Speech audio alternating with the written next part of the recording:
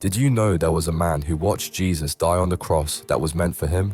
His name was Barabbas, a killer, a rebel, a man who had taken lives with his own hands. That morning, he woke up knowing he would die. The wooden cross was already prepared. The nails were ready. His time had come. But then something impossible happened. The crowd was given a choice: free Barabbas, the murderer, or free Jesus, the innocent teacher. They chose to free the guilty man. As Barabbas walked out of that dark prison, he could hear the crowd shouting for Jesus to be crucified instead, on his cross, with his nails. Imagine standing there, watching an innocent man carry the wood that was meant for your back, watching him suffer the death that was meant for your body. Barabbas didn't just hear about sacrifice, he lived it. He saw someone literally take his place. In that moment, he understood something most of us never will: what it truly means for someone else to pay the price you owe.